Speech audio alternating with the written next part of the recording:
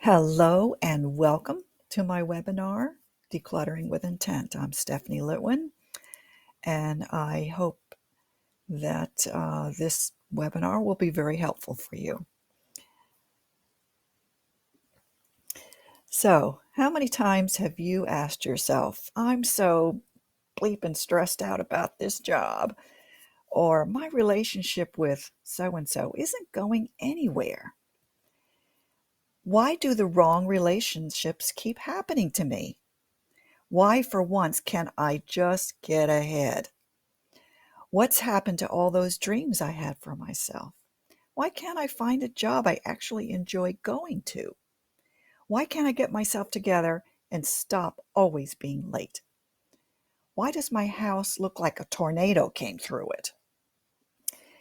Yep, maybe you've got some other issues going on in your life that I haven't touched on just yet. But whatever it is that you may be struggling with, there's a pretty good chance there's an area or areas in your home that harbors clutter that correlates with that area in your life that you're struggling with. Well, stay tuned because I just might be able to help you see things a little bit differently, or maybe even a lot differently. That can help you. Hello, a little bit about me. I'm Stephanie Litwin. I'm a certified feng shui consultant, elemental space clearer, and energy clearer. I've been practicing feng shui and decluttering my whole life. I just didn't realize what I was doing until I became an adult and learned about feng shui. This was very validating for me. And I also a certified yoga teacher, Thai massage practitioner, animal communicator, and I'm a psychic medium. All of these modalities that I've practiced over the years have helped to bring me to where I am now. I not only love the act of decluttering, I might be a little obsessive with it, but I also understand on an intuitive level how the energy of the things around us affect us on every level of our being.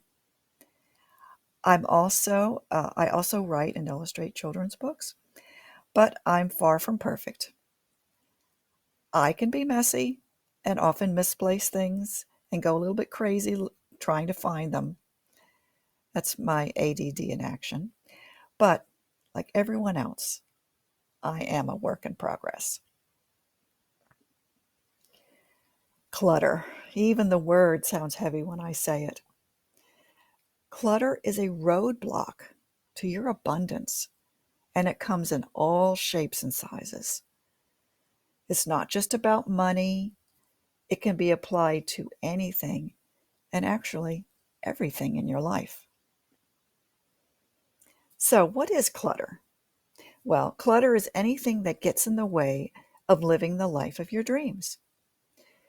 The clutter in your body, your mind, or your home blocks the abundance of the good stuff that brings on abundance of the not so good stuff like excess weight, not such great relationships, maybe a job that you don't like, etc., etc. Physical clutter. The definition of clutter is anything that gets in the way of living your dreams. Anything you don't use or you don't love.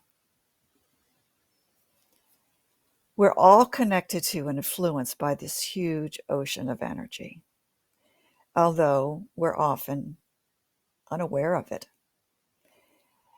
It's defined as anything you don't use or you don't love, and chances are it is clogging your life. In a small way, the things around you dictate where your life is going, and those objects are affecting you all the time by influencing your energy field. So, have you ever walked into a room and felt a heaviness? Yeah, even if it's just for a moment.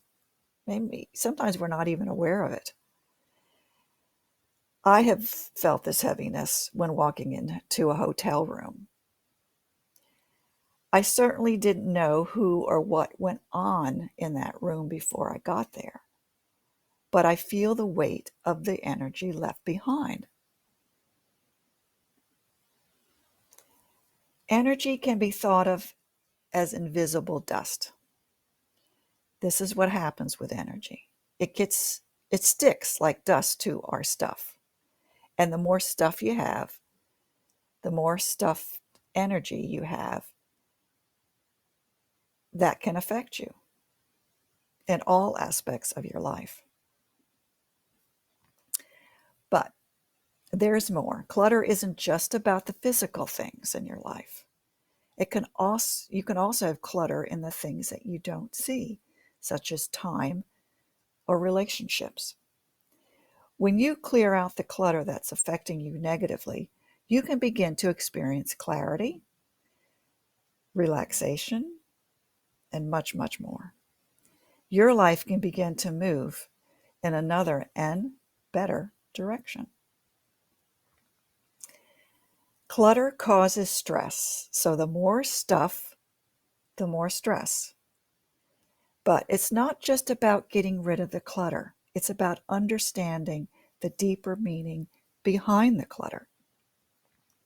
If you just attack the clutter and not go deeper into the meaning behind that clutter, it's all going to come back. And I've seen this happen time and time again. The meaning behind the clutter. The root of the meaning behind the clutter must be addressed to truly bring about changes in your life. If you go deep inside, you may find out that the reason for the clutter is a fear of the future, or maybe about failed relationships, or maybe the clutter acts as a buffer against hiding who you really are, or it could be something else, maybe just life itself. It's important to get to the source, the whys to all the clutter in order to move on. There is immense value in getting rid of clutter. I think of it as modern day alchemy. A magical transformation can happen when the clutter is cleared if you've addressed the source behind it. The decluttering process becomes a journey. It's like a spiritual journey of finding out and getting rid of what no longer serves you and letting go of the stuff inside of you that maybe you've been carrying around for decades or even your whole life. This can go all the way back to your childhood. And getting rid of whatever it is that's holding you back and from experiencing the life that you've always dreamed of. Physically moving objects in your home can transform your life. This is the magic of decluttering. It's amazing how this works. So people wonder, how can moving stuff have this effect of transforming your life? Well, it's because it becomes a ceremony. Ceremonies have been around since the beginning of time, mankind, simply because they work. And when you step into your home and you begin to clear the stuff with intent, your life changes for the better. And you make room for new opportunities to come in. It's not just simply, I'm going to take these books and these clothes out and donate them. It's not like that. It's when you take the object with intent. And in feng shui, there are various areas of your home that equate with different aspects of your life. And we're going to get into that. We get into that in the course.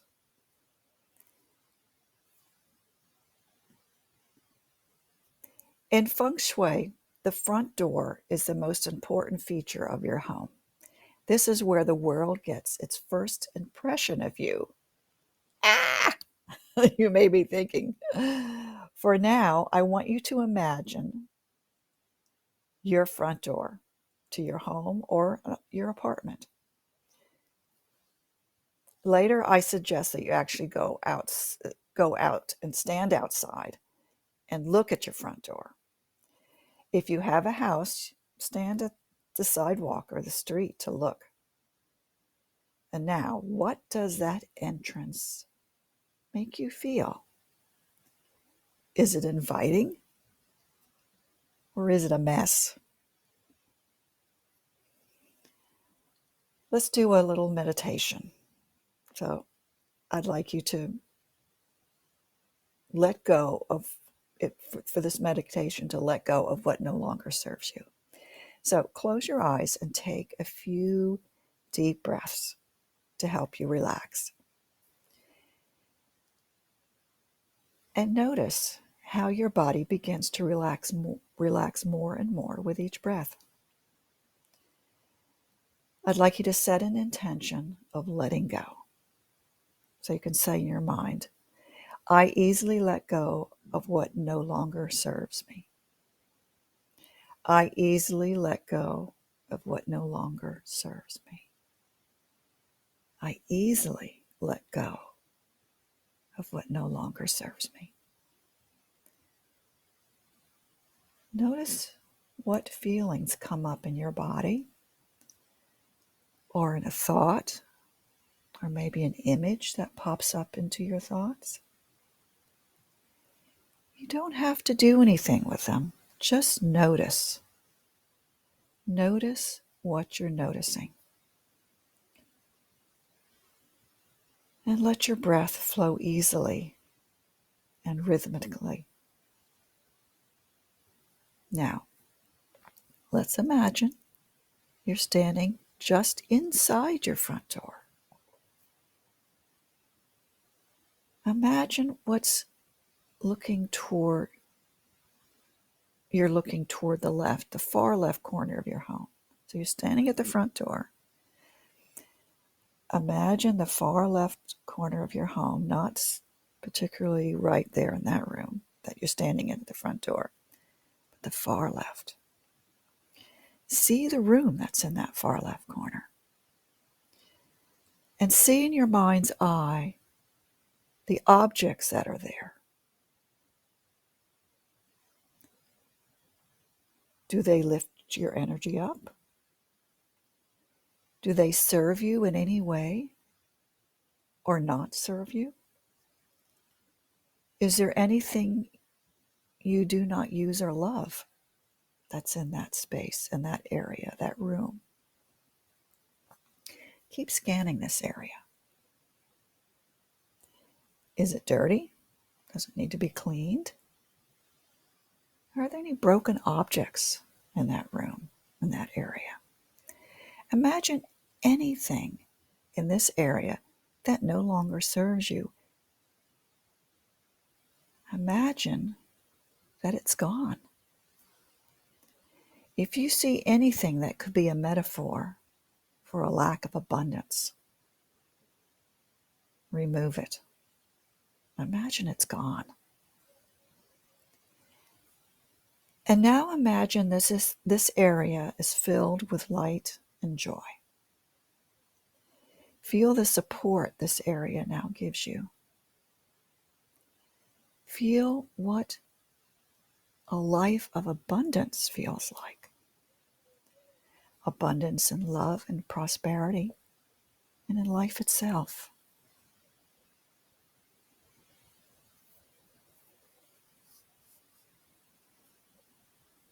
And then begin to deepen your breath. Make small movements in your body and gradually bring your awareness back to the room that you're in.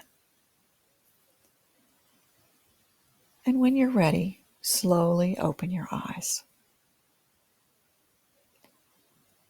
And for a moment or two, notice how you feel before we move on.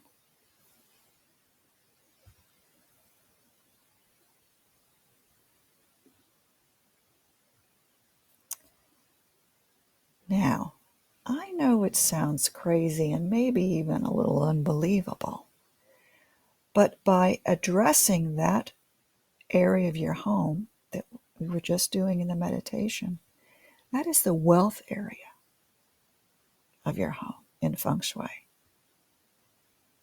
And when we change things, move things, declutter that area, change happens.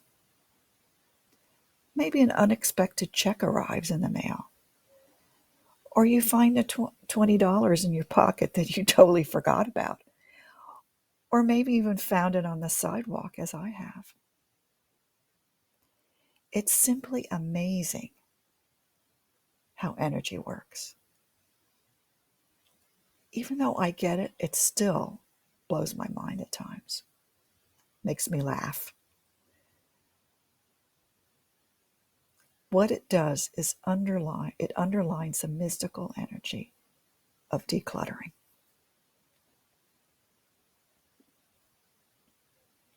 Whatever is blocking you or stopping you from expanding in your career or having a glorious relationship or is blocking your health and vitality, there is a correlation between the objects in your home and what's happening or not happening in your life. So if you shift those objects, or which can mean removing them completely, you can change your life. Yes, I know this sounds very woo-woo and crazy, but it works. Okay, a few staggering statistics here. 1 in 10 American households rents a self-storage space. Maybe you're one of those, spending hundreds, if not thousands of dollars a year in rent, contributing to this multi-billion-dollar storage industry. And about 25% of people with two-car garages don't have room to park their cars in them. And about 32% only have room for one vehicle. If you are struggling with clutter, you are certainly not alone. It is part of our consumer-driven culture, especially here in the US. Families in Western cultures are typically smaller than they used to be, but our living spaces are much bigger. And unfortunately, they are stuffed with stuff. And did you know that the US has upward of 50,000 storage facilities? More than 5 times the number of Starbucks? Certainly, currently, there is 7.3 square feet of storage space for every man, woman, and child in the US. This makes it could be physically possible, that every American could stand all at the same time under the total canopy of self-storage roofing. That's mind-boggling to me. I hope it is for you too. And studies show that we are not happier, we are not healthier or smarter, or more loving as a result of all of our stuff. We are living in a super-duper sized society, and our homes are super-duper sized, filled with stuff. It isn't making us happy. And there comes a point where the material objects begin to crowd out your emotional and your spiritual needs, leaving no room for what's in your soul. Decluttering is a physical activity, but it's a valuable exercise because when you do it, There's less stuff to care for, there's less stuff to clean, to trip over, and there's more room for joy to fill our lives.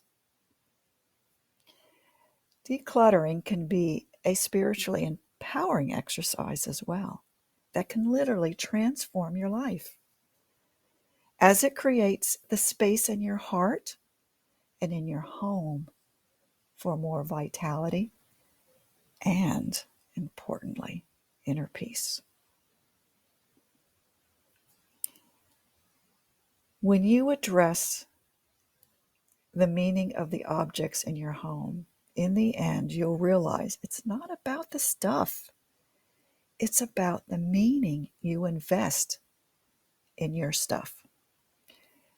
Let's take example of this pink vase. Maybe it's just a pink vase, but it could represent a lost love that was given to you as a gift from someone who died.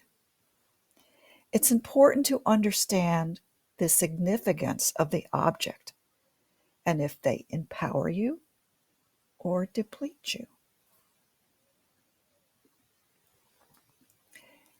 In this webinar, it's difficult to do the soul work because of the time factor. But here are a few questions to think about right now that might help you take a screenshot of this to work later. Decluttering is a physical activity, but it's a valuable exercise when you do it.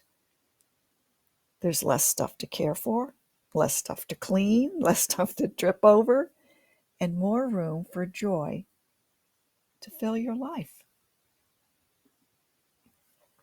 So ask yourself, what have I dreamed about doing but haven't taken any or enough action on? Or what is stopping you from giving that dream more time or attention? Or what kinds of clutter showed up in your answer to question 2?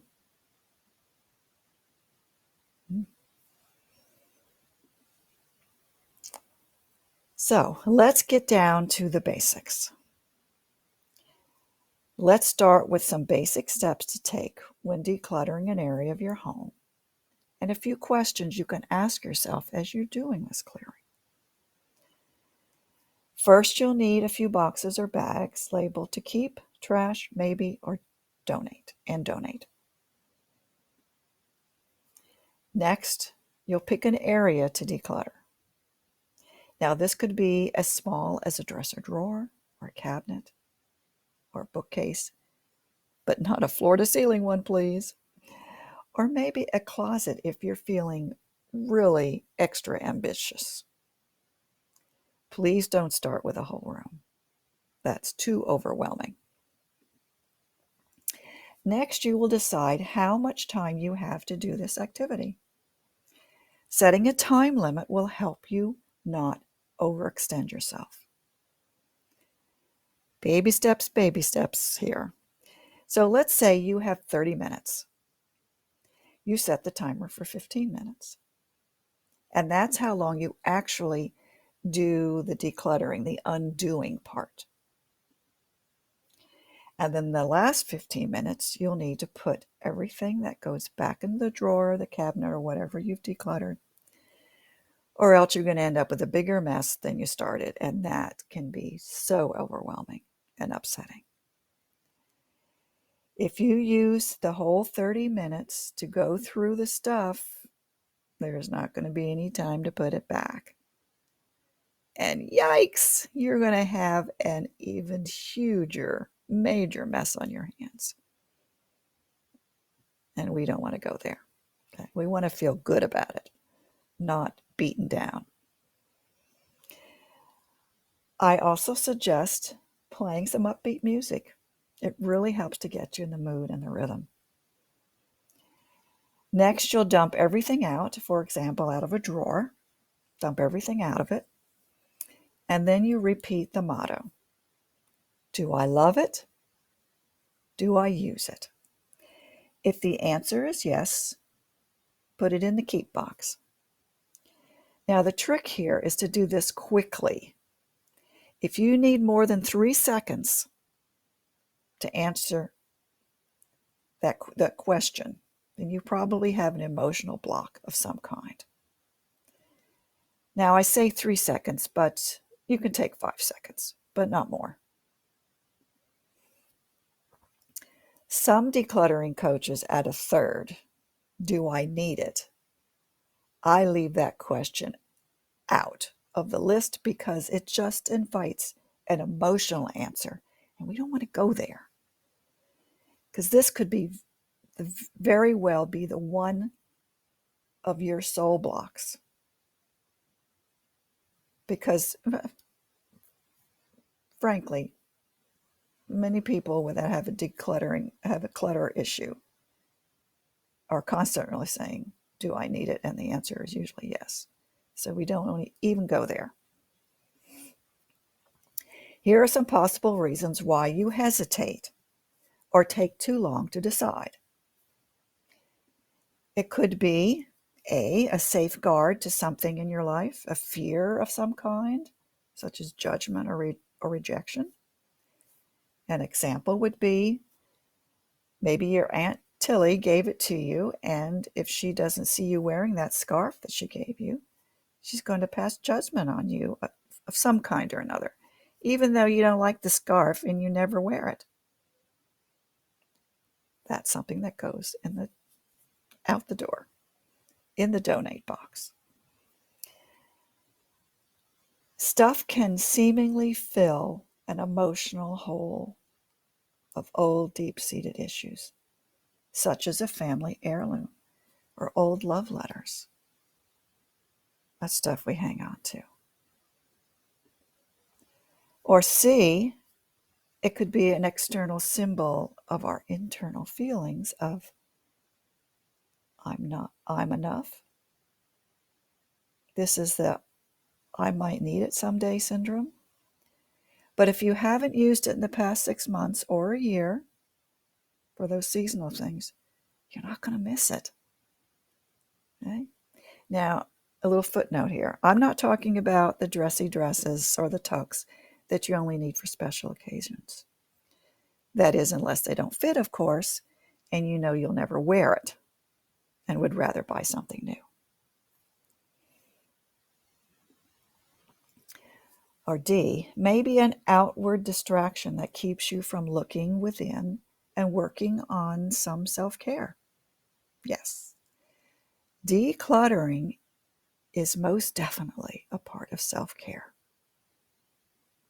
And we all need to practice self-care, whether it's taking a hot bubble bath or decluttering or going to the gym or getting out for that walk. Or E, a holding on to old relationships or experiences or situations, even if they no longer serve you. For example, that bracelet that your ex gave you. Get rid of it. Here are some questions to ask yourself if you get stuck with an item. How does this object make me feel? Where does it reside in my home? Would it feel better or worse in another area of my home? Because, sometimes something that is clutter in one area of your home isn't clutter in another place. Or you can ask yourself, how important is this object to me? How will I feel if this object is not in my life? How will I feel if I keep it?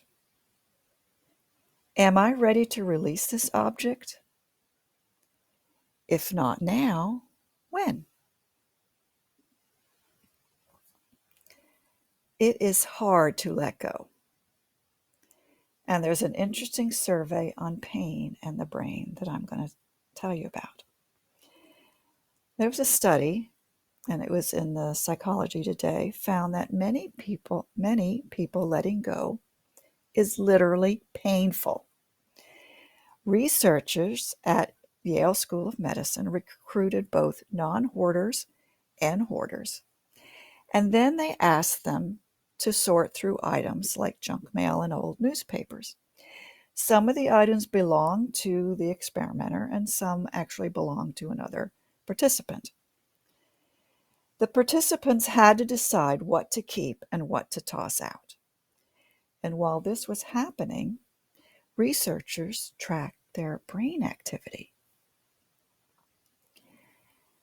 Unlike non-hoarders, hoarders showed an increased activity in two regions of their brain when confronted with their own junk.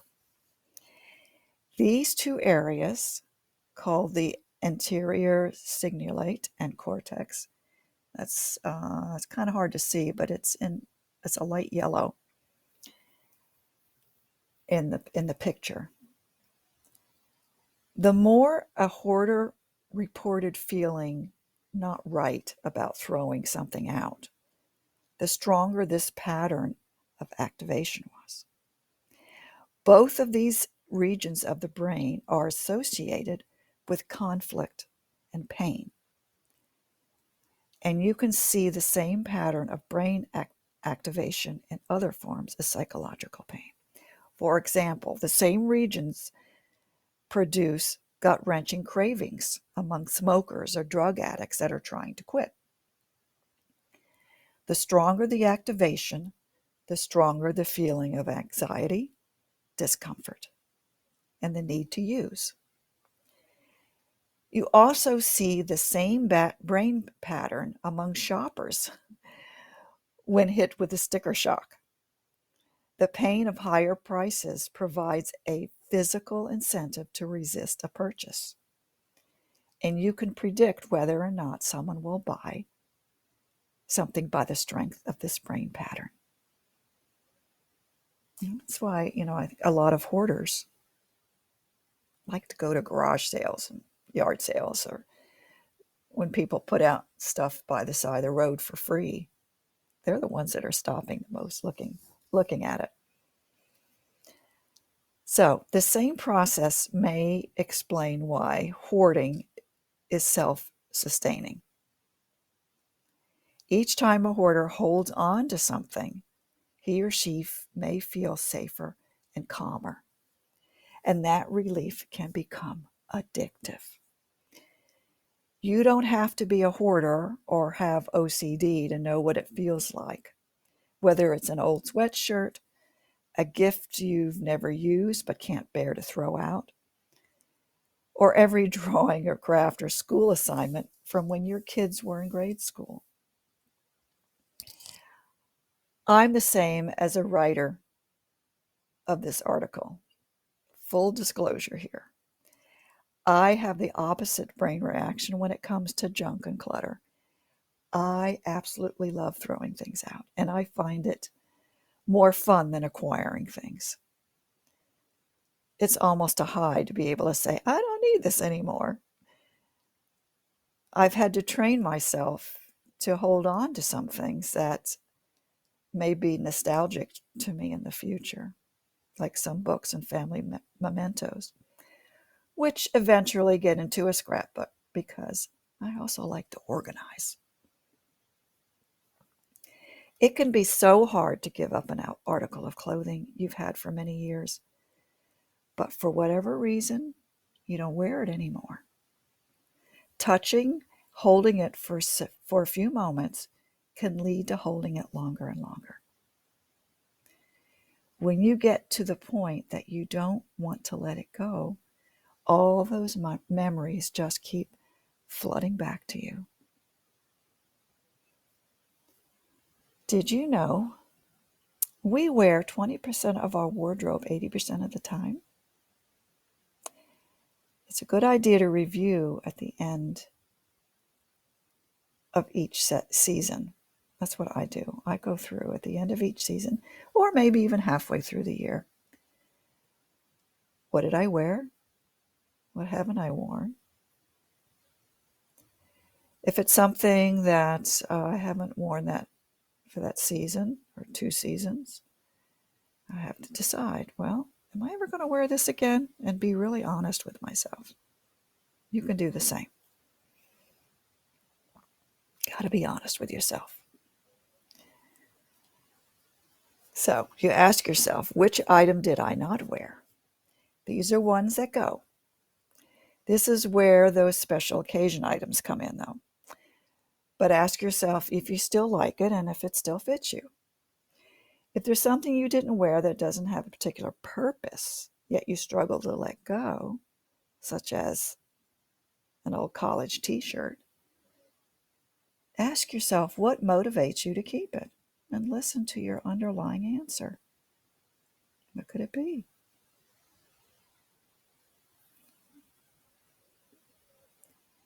Will letting go of the t-shirt make you let go of those memories?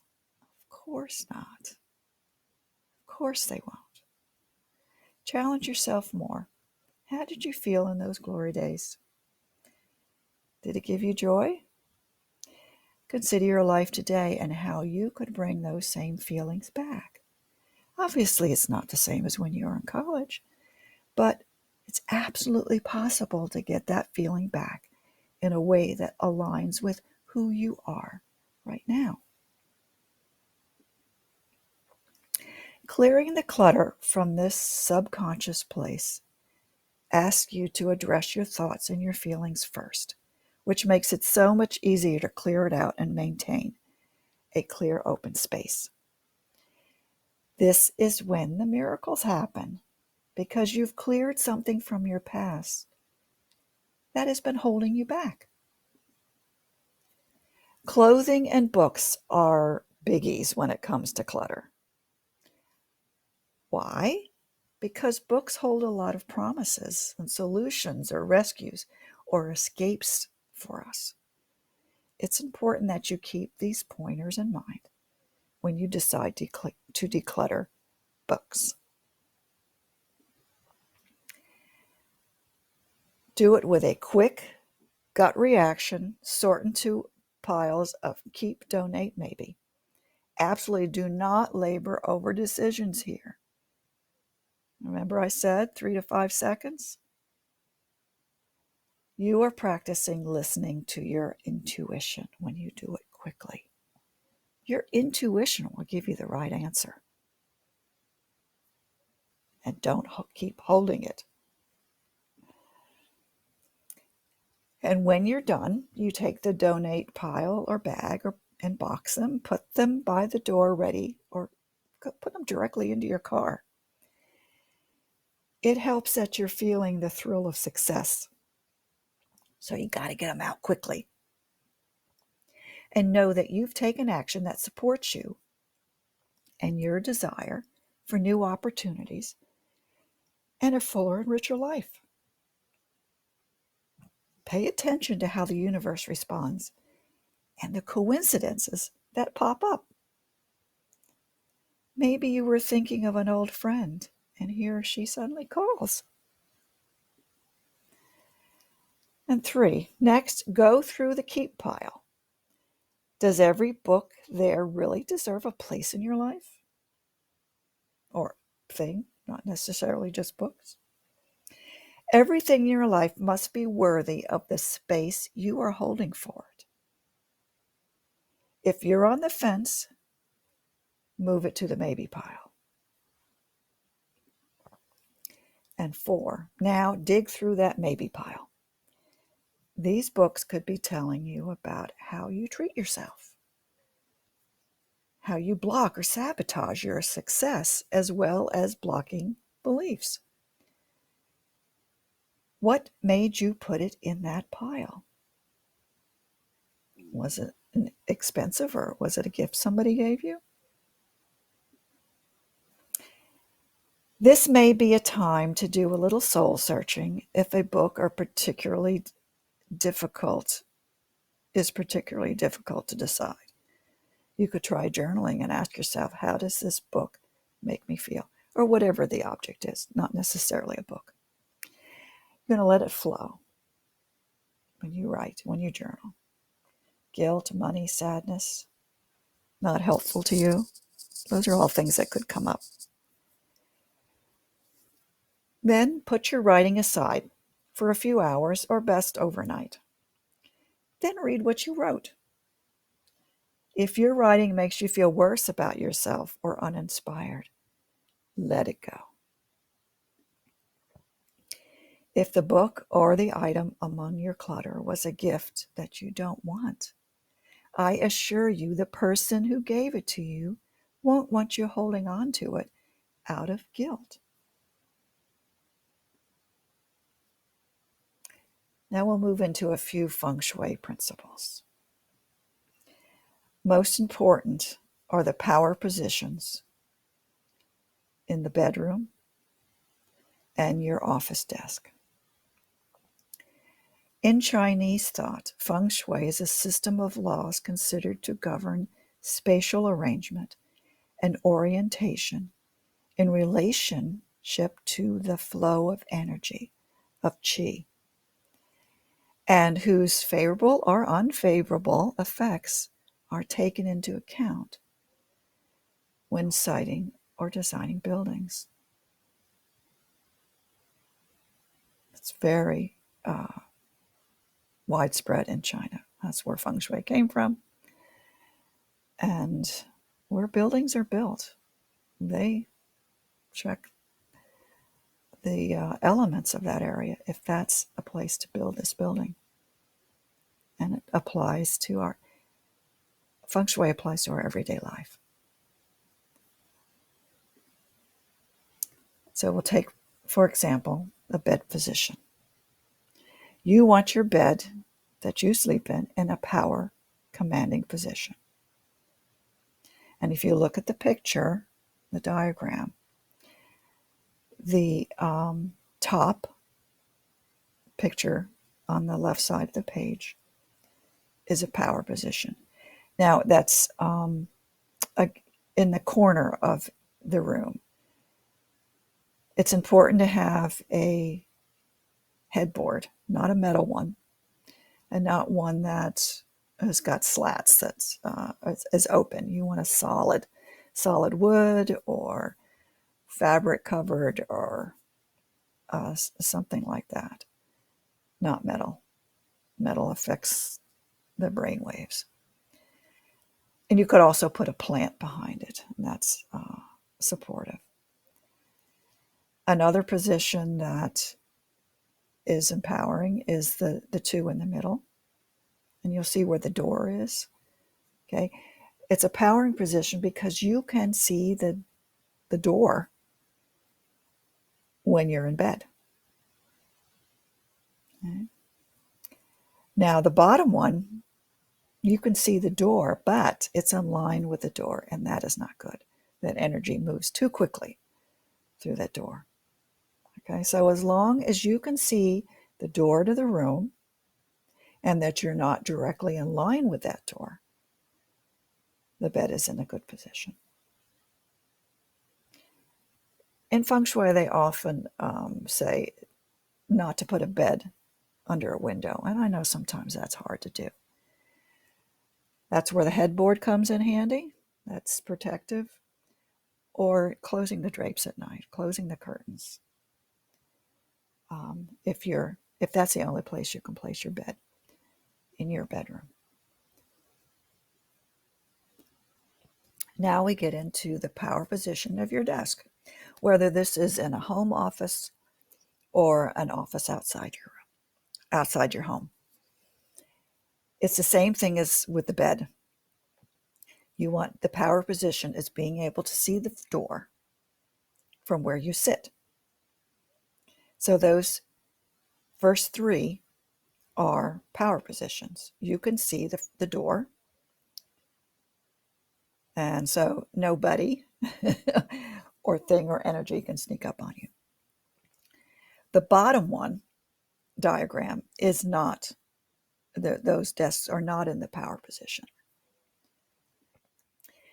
You do not want your back to the door, or you don't want to be in line with the door, or the one in that far left corner, it's hard to see. You don't have a good view of what might be coming in that door. It's all about energy. It's not about the boogeyman coming in there to get you. It's about the flow of energy. Beliefs. Now, I'd like you to do this and understand that our beliefs can and do get in the way of decluttering every part of our life. I hear these beliefs come out of the mouths of friends, family, and clients all the time. With a little effort, the mind clutter can be addressed and changed. Here are a few beliefs I'll share with you and some food for thought. Examples are, I don't have what it takes. I'm not motivated. I have no willpower. I never finish what I start. Have you ever said those to yourself? So next, you come up with a powerful opposite belief, such as, I have everything I need to succeed. Or, I easily break objects down into I easily break down projects into manageable steps and take the action needed. I'm patient and loving with myself when I step out of my comfort zone. I must care for myself first before I care for others. That one is so important. I'm going to say it again. I must care for myself before I can care for others. And the last one, I easily follow through on my projects and tasks that matter. You can keep a belief journal. Once you have a new belief, one that says yes, write it down 10 times every night before you go to bed for no less than 2 weeks. Keep it by your bed as a reminder. Doing this before going to sleep helps you access that subconscious part of your brain. And it's the best time to plant those seeds. You think of seeds, they're below the surface first, before they sprout, before we can see them. Got to work below the surface in your subconscious. And number 4, act as if, after you've planted those seeds, and begin walking your talk. Act as if it's absolutely true right now. For example, you may have to turn down a few not so important requests to validate that you come first. Self-care in action. This action helps you make this belief real. And number 5, repeat as needed. If you should fall back into your old ways, I know all too well that we humans can fall back into our old ways. And so repeat often.